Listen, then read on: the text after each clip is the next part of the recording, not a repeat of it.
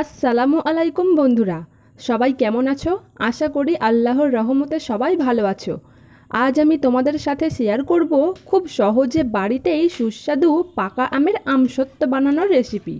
তাহলে আর দেরি না করে চলুন শুরু করা যাক। পাকা আমের সুস্বাদু আমসত্ত্ব বানানোর জন্য আমি এখানে 3টি মাঝারি সাইজের পাকা আম কেটে নিয়েছি। এবার আমগুলো একটি মিক্সার গ্রাইন্ডারে দিয়ে মিহি করে পাল্প তৈরি করে নেব।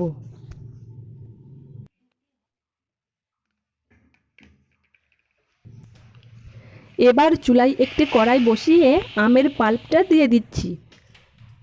এরপর দিয়ে দিচ্ছি চিনি। তোমাদের আম যদি অনেক বেশি মিষ্টি হয় তাহলে চিনির পরিমাণ একটু কম রাখতে পারো। সঙ্গে দিয়ে দিচ্ছি সামান্য লবণ এবং অল্প একটু বিট লবণ। এবার সব কিছু ভালো করে মিশিয়ে নেব।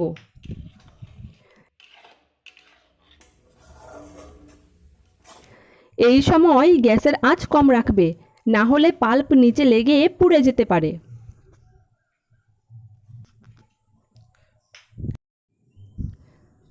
পাল্পটা যখন একটু ঘন হয়ে আসবে তখন এর মধ্যে অ্যাড করে দেব সামান্য একটু কাশ্মীরি লঙ্কার গুঁড়ো আর অল্প পরিমাণ পাতিলেবুর রস।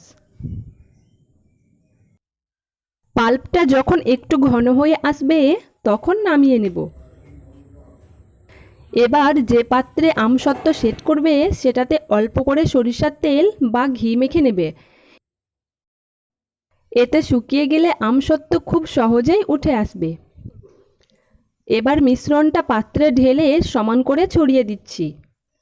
আমি খুব বেশি মোটা বা খুব বেশি পাতলা করছি না, মাঝারি পুরুত্বে রাখছি।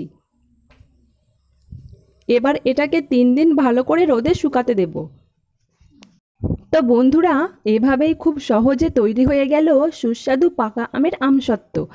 ভিডিওটি যদি ভালো লেগে থাকে তাহলে অবশ্যই একটি লাইক দিও।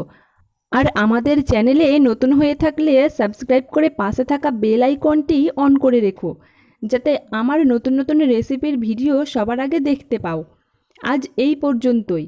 আবার দেখা হবে নতুন একটি রেসিপি নিয়ে। সবাই ভালো থেকো। আল্লাহ হাফেজ।